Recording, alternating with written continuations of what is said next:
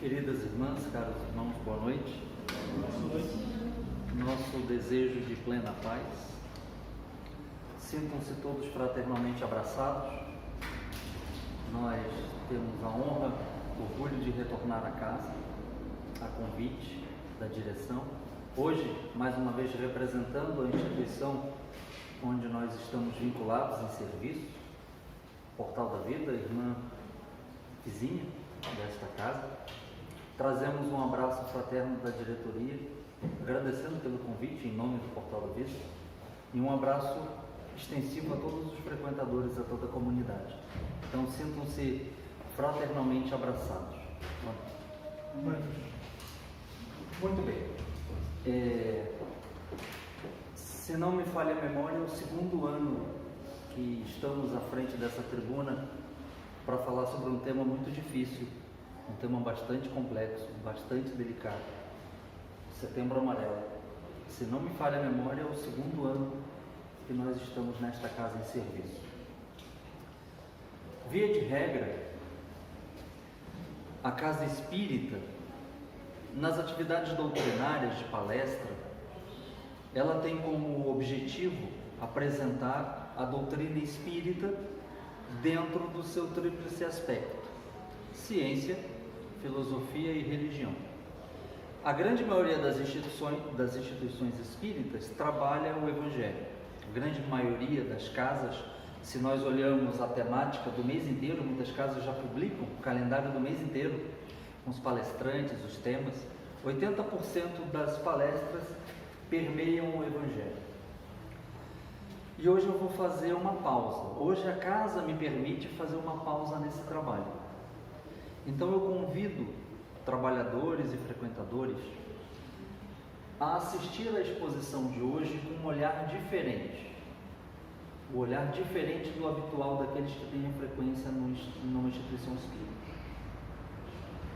Hoje o nosso comportamento, a nossa leitura, a nossa análise, a nossa introspecção daquilo que nós vamos apresentar em números, em conceitos, em alertas, tem um ar de campanha.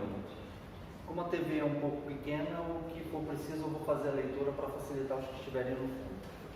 Então hoje o convite é para que façamos uma análise e um acompanhamento da exposição com um enfoque de campanha. Nós estamos numa campanha chamada Setembro Amarelo. Nós quem? Primeiro, a Organização Mundial de Saúde. O projeto Setembro Amarelo é um projeto da OMS, criada em 2014 e disseminada no mundo inteiro em pelo menos, no mínimo, 200 países que fazem parte do colegiado da OMS. Cada país tem um representante. Então esse colegiado é composto de 200 países que de 2014 para cá definiram que seria importante que cada país fizesse um trabalho de campanha, de conscientização, de informação sobre um problema crônico, um problema gravíssimo, e nós vamos ver os números.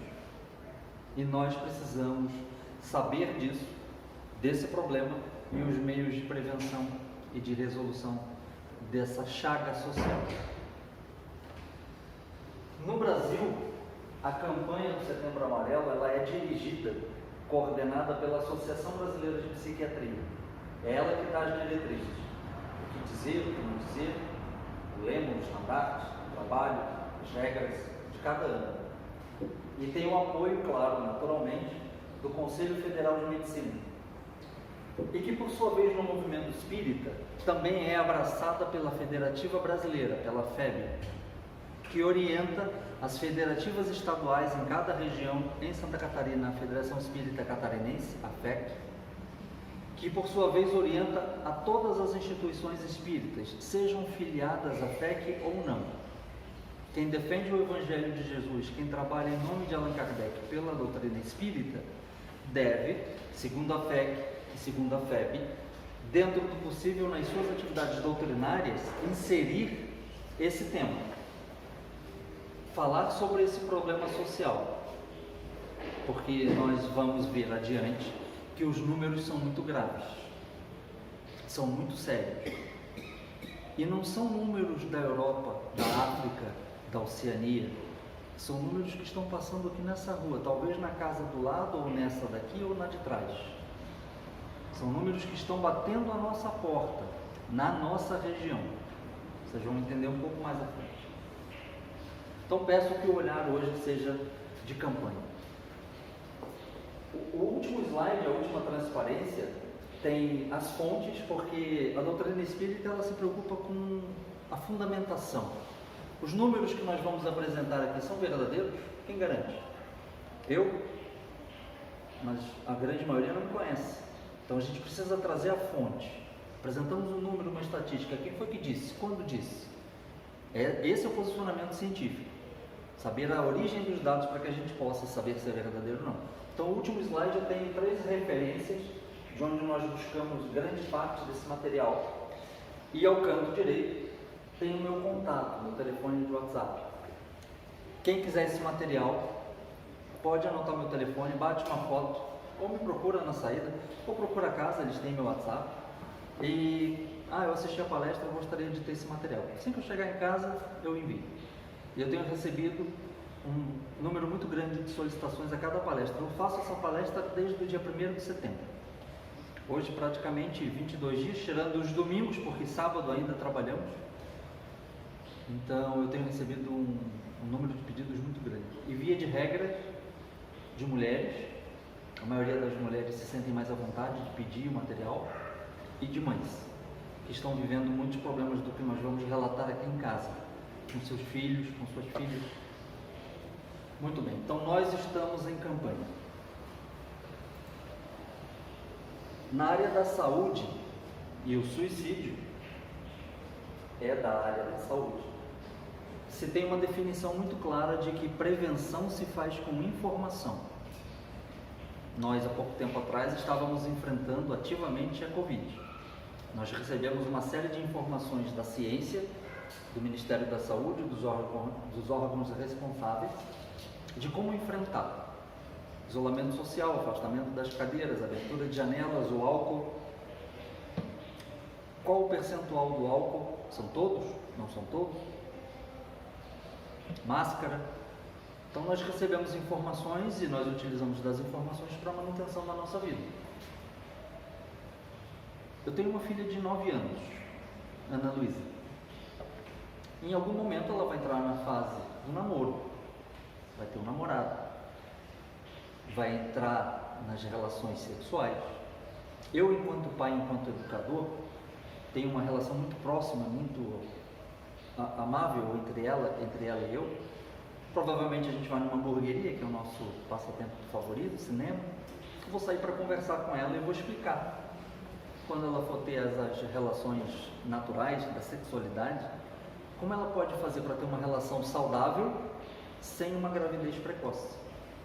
Vou apresentar as informações dos métodos contraceptivos, para que ela tenha uma vida saudável da sexualidade e não ter uma gravidez que possa interromper os estudos, os projetos dela.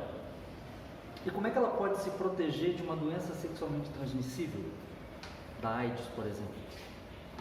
Apresento as informações para que ela possa se prevenir.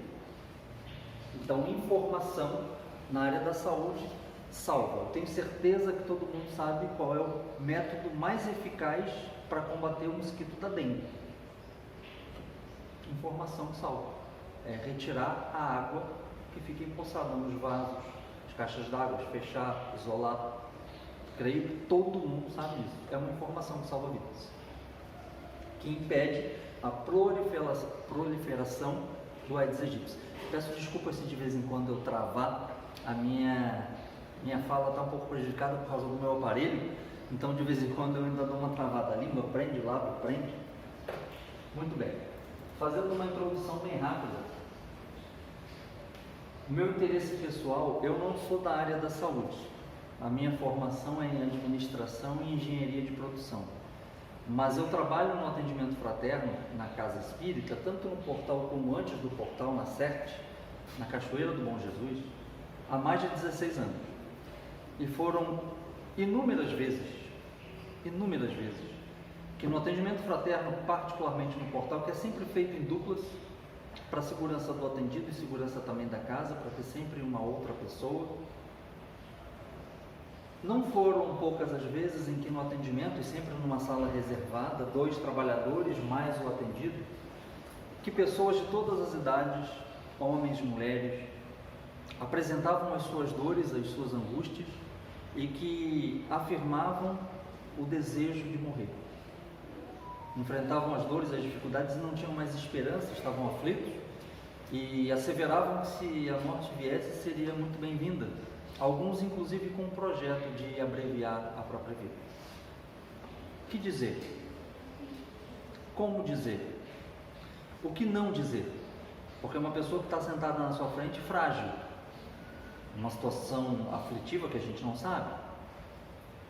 Adiantaria pegar o livro dos Espíritos, mas o irmão ou a irmã sabe que na questão número X, da obra número tal, do parágrafo, isso não vai funcionar. A pessoa já está aflita, já tem uma carga emocional que eu não sei qual é, que deve ser difícil, porque ela está ali buscando atendimento. Então a gente precisa ter empatia, e naquele momento não apresentar respostas técnicas, livros, parágrafos, artigos, obras, espíritos, autores, mas acolher. Acolher com responsabilidade, com segurança, para que a gente faça um direcionamento de uma alma que está ali, uma mãe de família, um pai de família, um filho, e a gente é responsável por essa pessoa. Então daí surge o interesse de tentar entender a dor do outro, a dificuldade existencial do outro, para que a gente possa juntos, indivíduo e portal da vida, e esta casa e qualquer outra casa, fazer um trabalho bem direcionado. Nós temos um tabu histórico, item 2, de que não se fala de suicídio. E eventualmente uma palestra ou outra, no começo, no meio da palestra, algumas pessoas acabam saindo, porque eu sei que é difícil. Eu sei, principalmente eu sei, porque eu estou desde o dia primeiro falando sobre isso. Então eu vejo pessoas que se emocionam, pessoas que depois me procuram, pessoas que se sentem desconfortáveis e algumas vezes eu vejo alguém indo embora. Faz parte, mas nós estamos em trabalho. Se 4 ou 5 mães das que me procuraram em situação de desespero seguiram alguma orientação do que está aqui, terá valido a pena. Uma pessoa que tenha sido orientada e tratada vai ter valido a pena no setembro inteiro em trabalho em prol dessa causa, que foi uma vida que a gente preservou.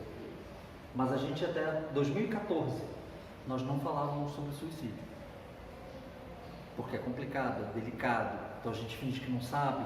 Se acontece na família a gente não fala, se acontece na nossa comunidade a gente ignora. A gente quer saber dos artistas, porque a gente tem um fetiche meio mórbido, saber como é que foi, quer ver foto, mas não é o interesse de resolver o problema. E de 2014 para cá a gente vai ver os números que são assustadores. E em 2014 a OMS reúne os países e olha, não adianta a gente vir para cá, a gente se reúne, os representantes de cada país, a Alemanha, Brasil, Portugal, aí a gente olha os números, estão crescendo, a gente fica impressionado, a gente fecha o notebook, apaga a luz e vai embora. A gente precisa fazer alguma coisa, a gente precisa corrigir isso. E aí de 2014 para cá a gente começa a fazer um trabalho de conscientização. E eu digo mais, se esse trabalho tivesse começado lá no início dos anos 2000, nos anos 90, a gente não teria os números que nós vamos ver mais à frente. Talvez hoje a curva já estivesse diminuindo e não assim como a gente vai ver. Mas a gente começou a fazer em 2014, ontem, praticamente ontem. 2014 nem conta, porque é um problema crônico, social, biológico, cultural, religioso, e a gente não vai mudar isso de uma hora para outra. O objetivo da exposição, que fique muito claro, Setembro Amarelo não tem como objetivo falar de suicídio. O objetivo de Setembro Amarelo é falar de vida. O objetivo de Setembro Amarelo é trabalhar a conscientização e a importância da valorização da vida. Essa lâmpada aqui tem como apagar? Só essa aqui? Acho que fica melhor, né? Pela valorização da vida, material da fé, Federação Espírita Brasileira. Então, que fique isso muito claro, esse conceito. O Setembro Amarelo não tem como objetivo falar de morte ou de suicídio. Justamente o que é contrário, é falar da vida, da importância da vida humana, dos fatores de risco e dos fatores de proteção.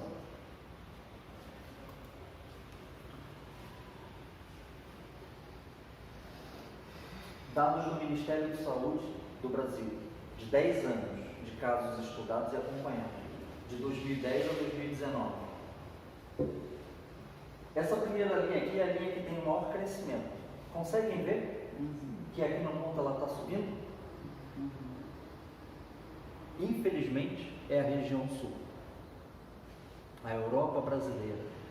A menor taxa de desemprego no Brasil está no sul. A menor taxa de pobreza está no sul. A Europa do Brasil. A capital tecnológica do Brasil, particularmente Florianópolis. Os parques tecnológicos. E de todas as regiões do Brasil, comparando-se inclusive com a região norte, nordeste, que são, do ponto de vista econômico, mais escassas, mais deficitárias, elas estão aqui embaixo, com um crescimento quase que insignificante. A região que destoa de todas elas é a região sul. Nossa região, por isso que eu disse que a gente não está falando de um problema da África, da Europa, do Japão, da Rússia. A gente está falando de um problema aqui do Bela Vista, do Roçado, do Floresta, de Porto Alegre, de Xanxerê, de Curitiba, Navegante. A gente está falando de uma coisa que está acontecendo aqui agora. Então a região sul é a região do país que mais tem níveis de suicídio. Outro problema, entendo serem a maioria mães a me pedir esse material. Conseguem observar que tem a cor laranja em crescimento vertiginoso? Faixa etária de 15 a 19 anos. De 15 a 19 anos. Tenho sido convidado para falar em escolas sobre esse problema que tem acontecido nas escolas da nossa região. Recentemente fui numa escola em Iguaçu falar sobre isso.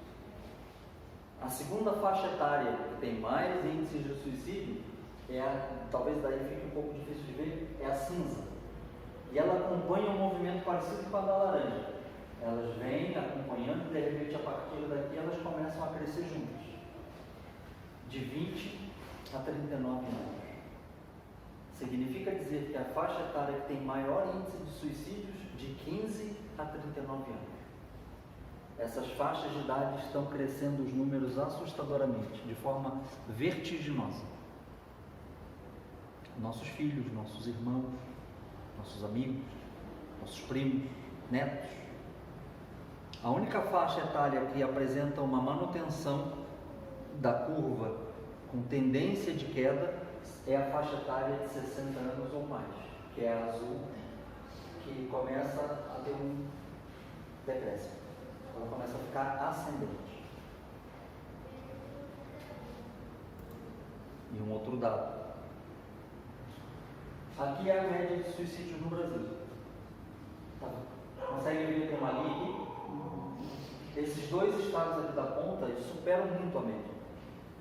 O primeiro deles, Rio Grande do Sul. E o segundo, Santa Catarina. Rio Grande do Sul e Santa Catarina são os estados com maior número de suicídios no Brasil. E o Paraná vai logo em sequência. Olha a diferença. Aqui está a média, tá?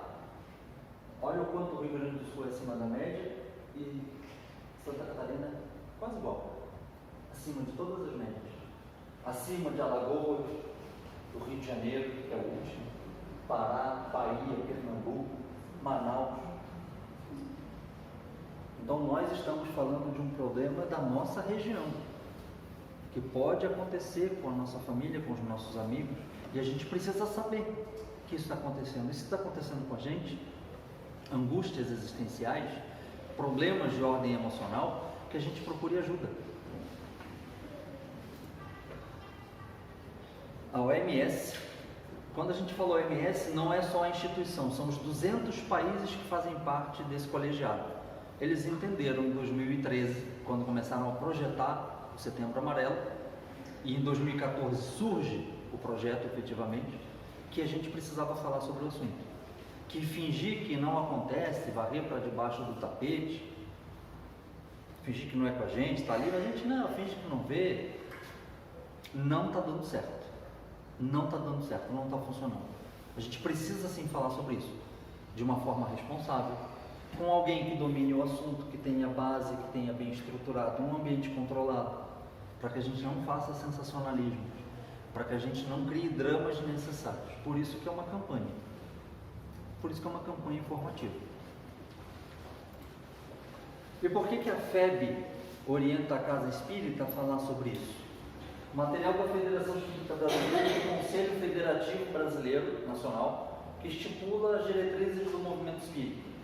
Eles definem que o objetivo do Centro Espírita é, primeiro deles, o estudo e a difusão do Espiritismo. Óbvio, ponto.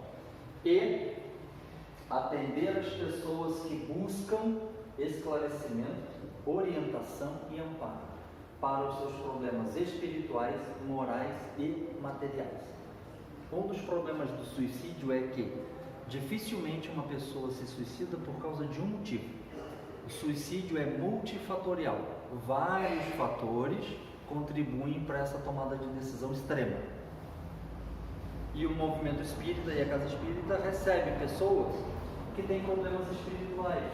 Questão 459 do Livro dos Espíritos. Os espíritos influenciam na nossa vida muito mais do que acreditais, de tal ponto que somos nós, os espíritos, quem vos dirigimos. No momento de dor, de desespero, de aflição, de angústia extrema, que os nossos pensamentos ficam atordoados, quais são as entidades espirituais que estão conosco? Que tipo de conselhos eles podem nos dar? É um risco? Orai e vigiai.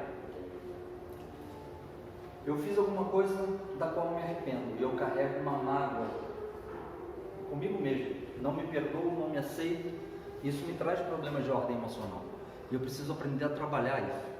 Por mais que tenha errado, o amor cobre uma multidão de pecados e eu preciso aprender a digerir isso. Então, se eu não cuido dos meus aspectos morais, eu adoeço. Aí vem os processos obsessivos de ordem espirituais e é mais um complemento a um processo de desequilíbrio. E material. Exemplo, já atendi na nossa casa um jovem senhor que estava desempregado, mas ele tinha uma boa estrutura familiar, não estava enfrentando dificuldades, mas a visão dele era uma visão patriarcal. Ele era o homem da casa e era ele que tinha que sustentar o lar. Então, na cabeça dele, ele não aceitava e ele sentia muita vergonha, o aspecto moral influenciado pelo espírito, pelo material, e ele tinha a intenção de se matar porque ele dizia que ele não valia nada, porque ele em casa não conseguia trazer o sustento do lar, que não enfrentava dificuldades alguma, tinha uma situação muito boa até, e ele pensava em se suicidar porque ele estava desempregado. Então, problema de ordem material desencadeou um problema de ordem moral e enfrenta um problema de ordem espiritual. Sim. Agora a gente vai falar sobre estatísticas. Duas delas que são as causas da nossa reunião hoje. Dois números. Um número é positivo, o outro número é negativo. Primeiro negativo. Aproximadamente por ano, 1 milhão de pessoas se matam. 1 milhão de pessoas por ano. São mais de 2.400 casos por dia. Significa dizer que uma pessoa se auto-extermina a cada 40 segundos. Desde a abertura, durante a nossa exposição e até o encerramento, no planeta inteiro, aproximadamente 60 pessoas terão partido desta vida, por iniciativa própria. Nossos pais, nossos irmãos, nossos filhos, nossos amigos, vizinhos, pessoas da nossa comunidade, pessoas com família. Aí os números ficam um pouco mais complicados, tá? Para cada caso registrado, lembram que é 1 milhão, né? Estima-se haver mais de 20 casos mal sucedidos. O que é um caso mal sucedido? Alguém que tenta o autoextermínio, mas a SAMU socorre, o corpo de bombeiros, um policial, um familiar coloca no carro, leva no hospital. Se fez ingestão de medicamento, eles fazem uma lavagem. Alguém interferiu, intercedeu e a pessoa não veio a óbito. São as tentativas mal sucedidas. 20 milhões.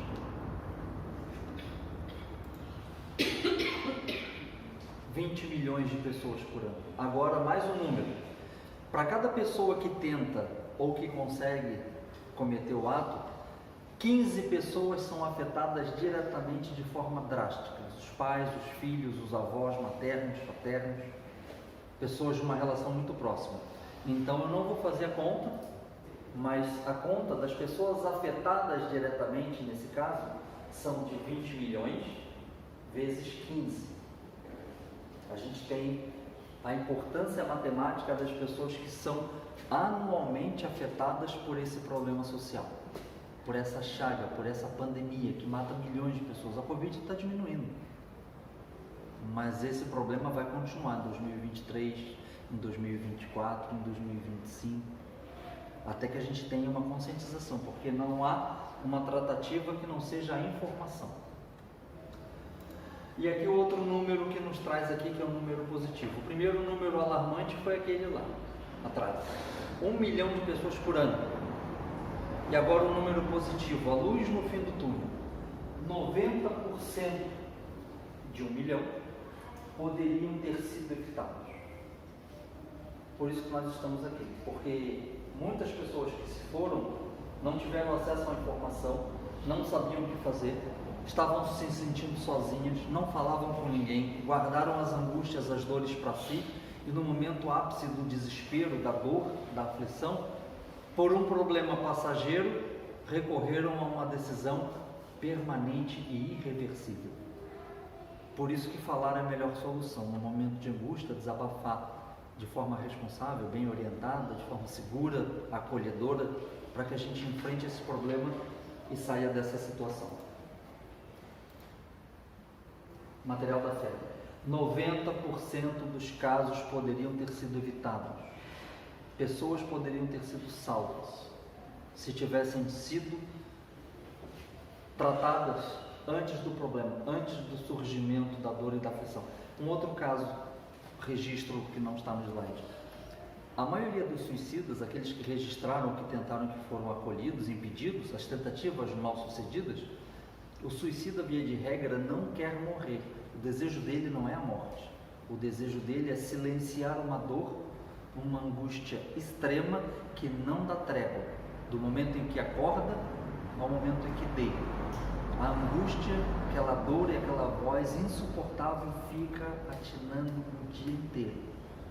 No momento extremo, ele quer silenciar aquela voz que machuca, que fere, e aí ele se suicida. Mas não é porque ele deseja a morte. Então nós estamos falando numa conta bem rasa, tá? De 900 mil vidas que poderiam ter sido salvas se nós estivéssemos em campanha desde 2000, desde 98, desde 94, desde 90, desde os anos 80. Talvez aqueles números daquela faixa etária dos 60 anos que está começando a cair, a gente percebesse uma curva parecida com todas as idades. E hoje que a gente vê, principalmente na faixa mais produtiva de 15 a 40 anos, um crescimento vertiginoso e significativo. Alguma coisa está errada. E, como eu disse, o suicídio ele é multifatorial. Vários fatores levam o indivíduo a se suicidar. O principal deles, o fator de risco principal, é um transtorno mental. Transtornos mentais são a principal causa dos suicídios. E o que é um transtorno mental? É uma alteração do nosso pensamento, do nosso humor, do nosso comportamento, das nossas atitudes, das nossas escolhas, associadas a uma angústia. Aquela coisa que a gente sente que é ruim, mas às vezes não sabe porquê, só sente que tem alguma coisa que parece que vai dar errado. Imagina sentir isso a vida inteira, 1 ano, 2 anos. Com o agravamento do funcionamento psíquico, a nossa mente fica doente, ela perde discernimento, ela fica incapaz de fazer escolhas de forma lúcida, com clareza, com ponderação. Existem 2 possibilidades, deixa eu ver qual é mais adequada para mim. ele não tem mais essa capacidade, porque ele passa a ser doente. É um transtorno mental, é um desequilíbrio da nossa mente, do nosso cérebro. Ele adoece, como o coração adoece, o pulmão adoece, o rim, o fígado, o cérebro, acontece o mesmo. E o transtorno mental são doenças que são diagnosticáveis, identificáveis por um profissional, por um médico, e podem ser tratadas. E eu tenho um caso na minha família de uma pessoa muito próxima, com ideação suicida já há alguns anos, e que foi agravada pela pandemia. E como eu estudo isso e acompanho há muito tempo, eu orientei, incentivei, instruí, pedi, aconselhei que fosse procurar ajuda médica. E hoje essa pessoa está entre nós, porque foi num psiquiatra. O diagnóstico veio muito fácil. O médico, na primeira conversa, já identificou um transtorno do humor, alteração de transtorno maníaco, um transtorno depressivo, melancolia, tristeza, abatimento, euforia, fala muito verborrágico, muito idealista, milhões de ideias, quer fazer milhões de coisas, não executa nada, mas é muito acelerada e fica naquela curva. O problema de quem tem transtorno do humor é a descendência, quando a pessoa está muito eufórica, muito idealista, fala muito, quer fazer milhões de coisas, mas acaba não fazendo nenhuma. Quando entra na descendência, quando ela percebe que vai entrar na melancolia de novo, é o momento que muitos exterminam a própria vida porque não querem mais aquela dor. Preferem esse estado de euforia, que também é prejudicável. Os dois extremos são ruins. E ela hoje está em tratamento. Faz uso de medicação prescrita, tarja preta, prescrita por um médico, um psiquiatra. E se não fosse esse remédio, muito provavelmente a minha mãe não estaria entre nós. E ela não frequenta o centro espírita. O que está mantendo ela viva é a medicina, é a ciência médica. Aqui um gráfico, só para vocês terem ideia do que é que acontece. São 16 mil casos efetivos de suicídio.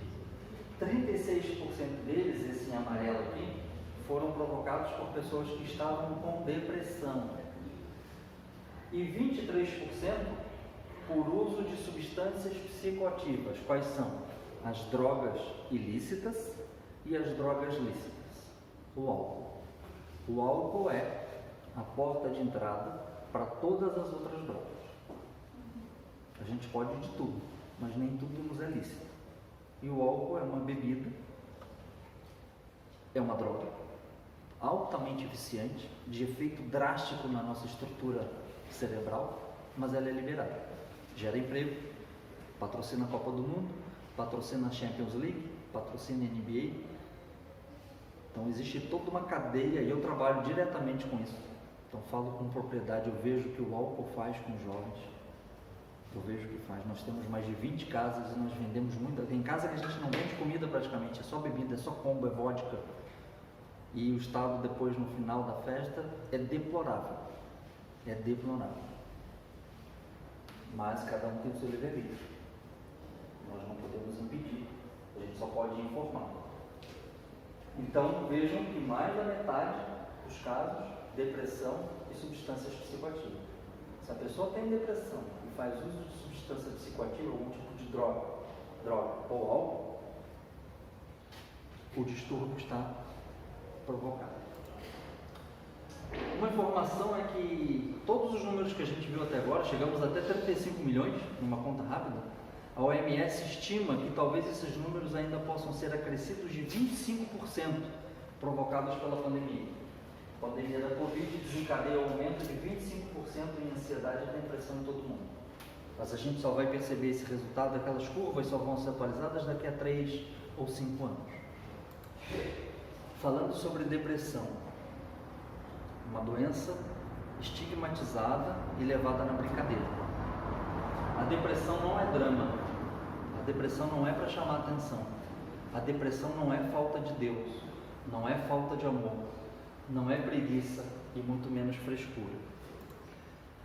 Depressão é a doença mais incapacitante do mundo. É a responsável por grande maioria dos afastamentos do mercado de trabalho no planeta. A grande maioria dos profissionais que são afastados por uma orientação médica é por depressão. A esmagadora maioria. e dos suicidas também. Então, depressão é um problema crônico, é uma psicopatologia grave que requer tratamento, acompanhamento. Depressão não se cura entrando num quarto de um depressivo, batendo a porta, esbravejando, levanta daí seu vagabundo, sua vagabunda, tá aí não quer nada com a vida, aí abre a cortina, deixa o sol entrar, levanta daí, puxa a coberta, tem louça lá para lavar, vai lá que a depressão vai sair, um caminhão de terra para carregar, 500 tijolos, uma laje para bater, essa depressão sairia rapidinho. Quem dera que fosse assim. Quem dera que a psiquiatria resolvesse o problema da depressão lavando louça, varrendo calçado, ou pintando uma parede, ou carregando carrinhos de brita. Quem dera que fosse assim. Depressão é uma doença crônica, que precisa ser acolhida, precisa ser tratada. O depressivo precisa de atendimento, de acolhimento. Por isso que nós fomos estudar lá na origem, quando eu falei sobre o meu objetivo inicial, era entender isso. Porque não se cura um depressivo dando 3 tapinhas no ombro dele, vem cá, deixa disso, tá aqui um abraço, rapaz, olha a noite que linda, a luz da lua, as estrelas, o grilo, o sol, o azul do mar. O depressivo que está vivendo uma angústia, ele não enxerga as cores e a beleza da vida como quem está apaixonado ou quem está bem, pleno, enxerga. O olhar dele é acinzentado. É um olhar de quem está doente, ele está se desligando da vida. A depressão desconecta a pessoa da sua realidade.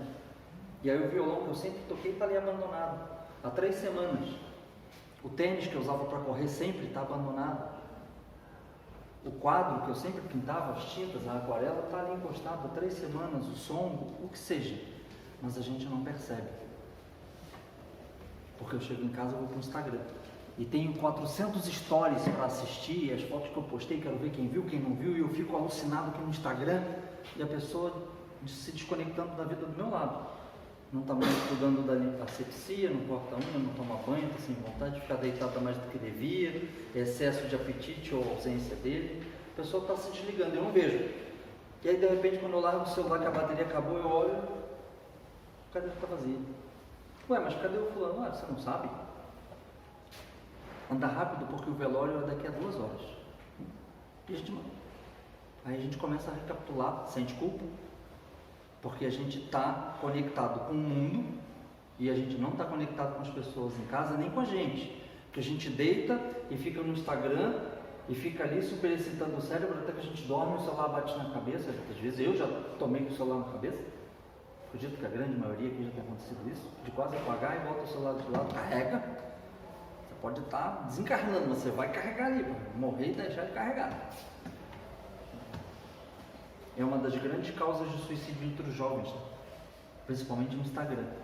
A Associação Americana de Psiquiatria entrou com um pedido na Corte Máxima dos Estados Unidos para que o Instagram tirasse o número de curtidas das fotos uns dos outros. E o Instagram tirou há 4 anos atrás. Só que o Instagram recorreu.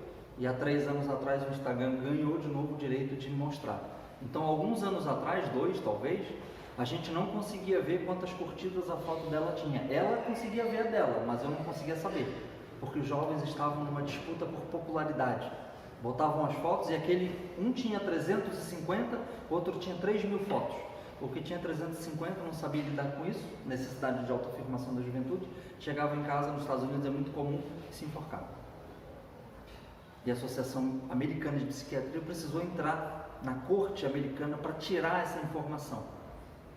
E aí o Instagram ficou mal visto pelos usuários, porque é bom a gente saber quantas curtidas tem o outro, eu sou mais popular do que ele, tenho mais visualizações, mais engajamento, e as vidas estão sim, né? Deixa eu acelerar para a gente terminar. Como nós dissemos, o suicídio ele é multifatorial. Então, multifatorial sendo a causa, multidisciplinar precisa ser a tratativa. A primeira delas, que isso fique muito bem claro para todos, é buscar ajuda médica. O primeiro passo de qualquer pessoa que tem transtorno mental, que acha que está vivendo algum problema emocional, é procurar ajuda médica. O meu pai é cardiopata, já fez ponte de safena, já fez um monte de coisa. Se eu chego em casa e ele me diz, filho, eu estou me sentindo estranho, estou com pressão no peito, o braço está dormente, sintomas de infarto, eu coloco ele no carro, eu não levo ele para o portal, Eu não chamo a equipe de médiums para ir para a sala mediúnica botar ele na mesa. Porque se acontecer alguma coisa com ele, eu vou preso. E tenho que ir preso. Porque eu tenho que levar ele para o hospital regional. A minha filha de 9 anos, se começa com febre 38, 37, 39, dou medicamento, a febre aumenta, ela começa a perder os sentidos, a ficar meio mole, eu não levo ela para o Portal da Vida ou para cá, para qualquer casa que seja. Coloco ela no carro, levo para o hospital infantil. Eu levo para um pediatra, para o médico atender. Divaldo Pereira Franco, um dos grandes nomes do movimento espírita, com mais de 95 anos, há 3 meses, 4 atrás, teve sintomas de Covid. Ele estava na Mansão do Caminho. Não levaram ele para a sala mediúnica e chamaram o espírito do Dr. Bezerra de Menezes. Levaram ele para o ambulatório da Mansão do Caminho. O primeiro atendimento do Divaldo foi com o clínico, que fez a medicação, fez os exames, ficou tratando no ambulatório. Depois é que ele voltou para as atividades, aí foi para a mesa mediúnica, foi fazer tratamento espiritual em paralelo. O primeiro tratamento, primeira busca com médico, de preferência com psiquiatra. Depois que eu estou no tratamento com psiquiatra, eu vou fazer uma psicoterapia, uma terapia, conversar com um psicólogo. Aí sim, no centro espírita, buscar atendimento fraterno, conversar com o trabalhador, olha, eu não estou me sentindo bem, ando angustiado, pensamentos em desordem, pensando coisas que parecem que não são minhas, não são legais. Aí o centro espírita vai acolher. Centro de Valorização da Vida, telefone 188, 24 horas por dia, 7 dias por semana, a gente liga, fala dos nossos problemas. Centro de Atenção Psicossocial, aqui embaixo tem mais algumas informações, hospitais. Existem diversos canais e meios de proteção para nós que estamos enfrentando um problema. Um caso bem rapidinho que eu li recentemente. Uma jovem saiu da aula na UFSC, chorando copiosamente, angustiada, e ela saiu da aula decidida a se suicidar. E aí ela estava caminhando em direção à beira-mar, porque ela pretendia ir para um shopping que fica no centro, porque de lá é alto e ela tentaria se projetar lá de cima, o que é infelizmente muito comum.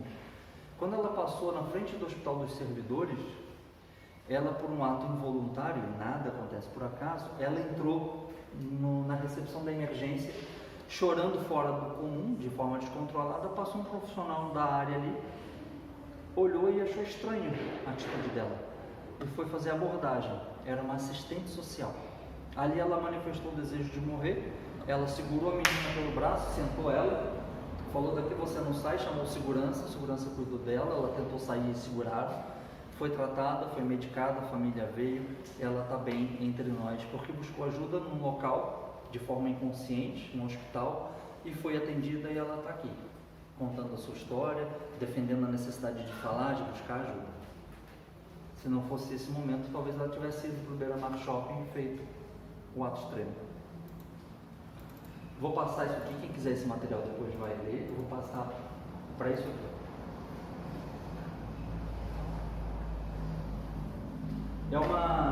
É um convite da Associação Brasileira de Psiquiatria, do Conselho Federal de Medicina e dessa casa também. Tenho certeza que eu vou falar em nome da casa. Primeiro, uma informação. Reconhecer os fatores de risco, tudo que a gente viu que pode levar um indivíduo a esse ato extremo. E os fatores de proteção, o médico, psicoterapia, atendimento fraterno, os meios de sair do problema, são fundamentais e podem ajudar. Aí embaixo, que eu vou ler aqui, está aqui completo. Vejam que eles falam, os médicos, e que essa casa também fala e defende, tenho certeza.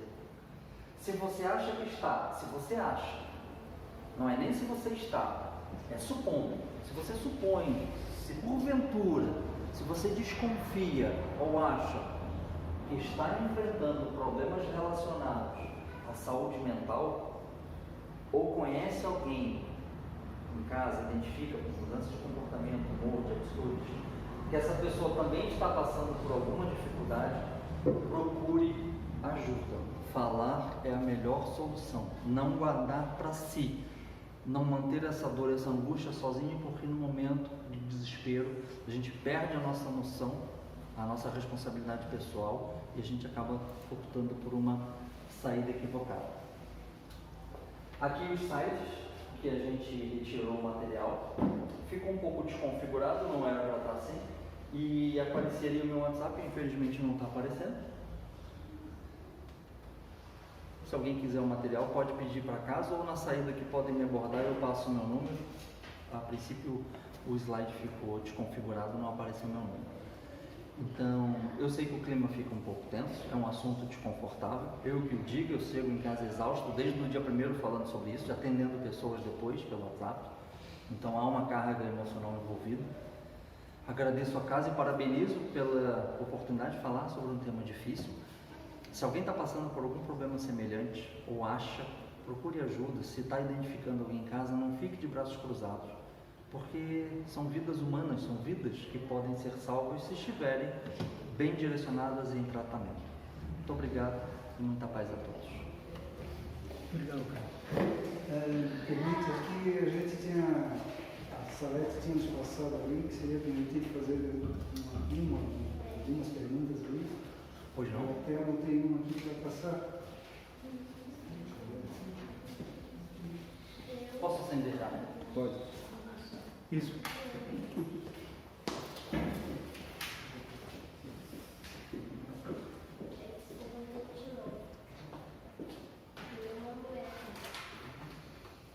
Consegue entender?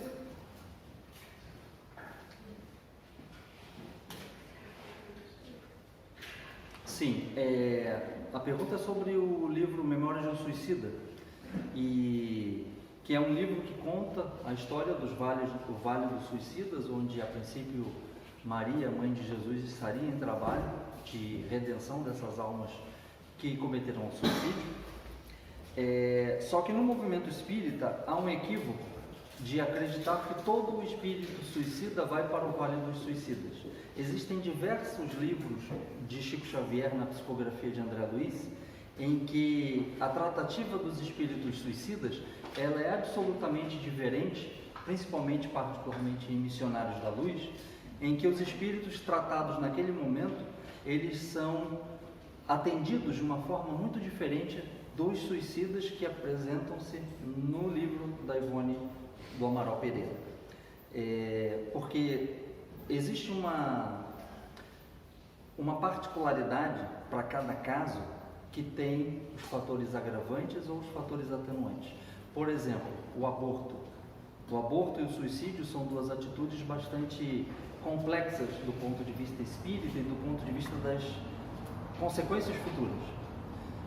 O aborto, ainda existem certos fatores que são atenuantes, a depender da situação, do contexto, de todos os fatores sociais, biológicos, psicológicos envolvidos na ação.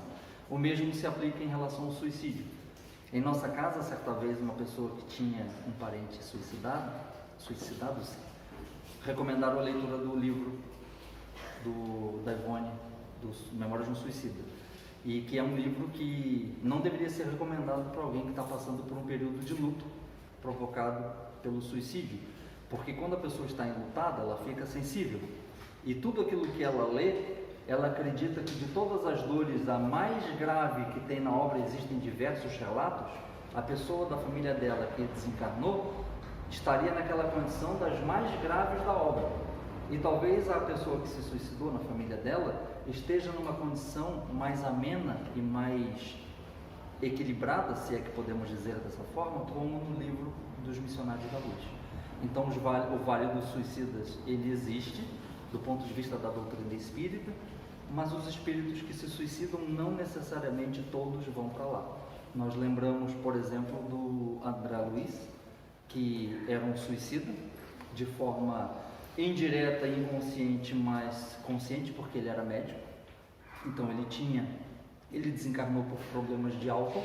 Quem já assistiu o nosso lar, no início da obra, ele, além de clínico, ele tinha doenças sexualmente transmissíveis, porque ele era muito infiel à sua companheira e fazia uso em excesso de alimentos gordurosos e de álcool. Então ele sabia que estava se suicidando. E ele desencarna na condição de suicida. Os espíritos do umbral que o acompanham e que o atormentam chamam de suicida, mas ele não vai para o Vale dos Suicidas. Era isso? A princípio sim, né? Então, do ponto de vista espírita, sim, consta que existem o Vale dos Suicidas. Assim como, lendo um artigo que eu veio agora na memória sobre isso, assim como nós temos alguns pontos da cidade que existem os usuários de crack, chamada Cracolândia, mas nem todos os que usam crack estão ali. Existem outros que fazem uso do crack e que estão em outras regiões periféricas e que preferem não ficar naquele local. Mas naquele local da Cracolândia é onde existe a maior concentração e naturalmente chama mais atenção. Cláudio, nessa faixa etária de 19 a 39, da nossa região sul, qual é o fator mais preponderante para essa estatística? Exigência de estudo?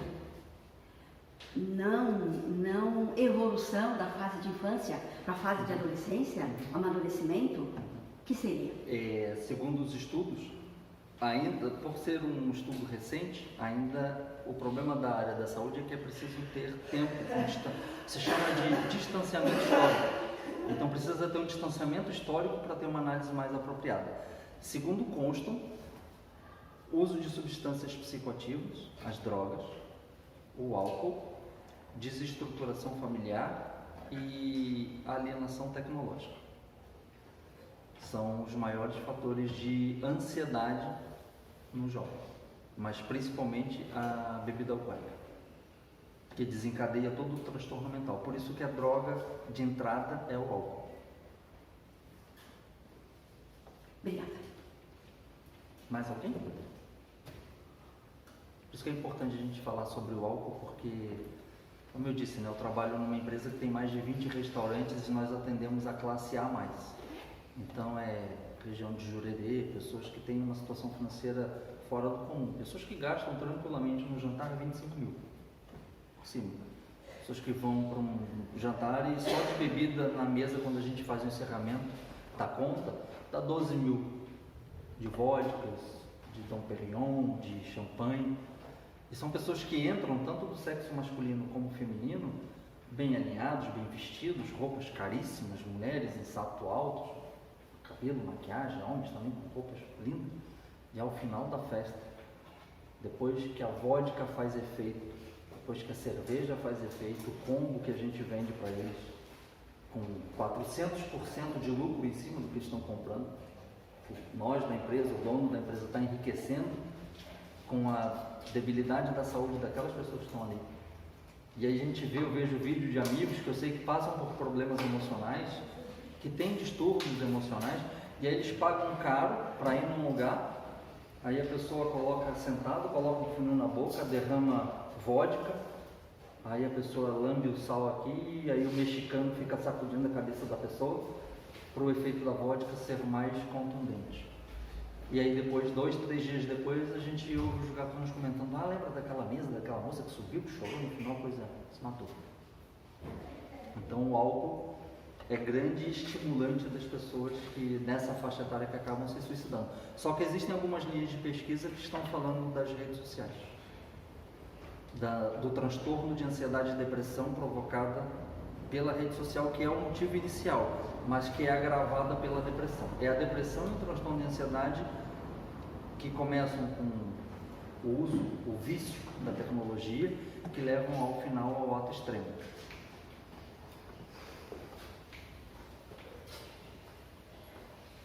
Mais alguém? Muito bem.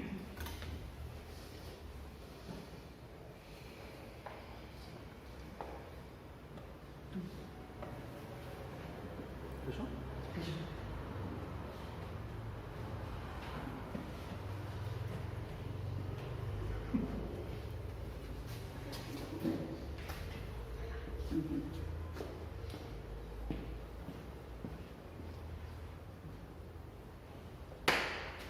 Então, irmãos, vamos mais uma vez agradecer a oportunidade de estar aqui, agradecer ao Cláudio pela palestra, os ensinamentos, os esclarecimentos, que são muito importantes, né?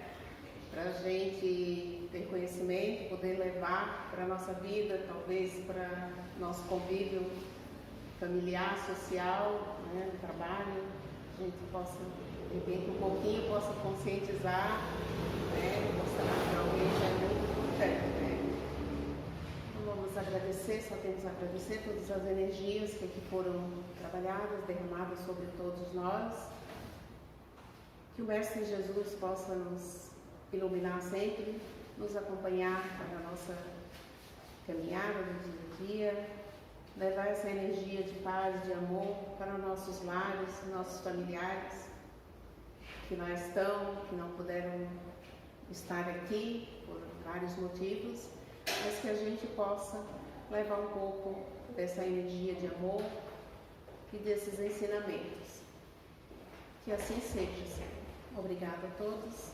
Vamos ter um passe coletivo. Obrigada.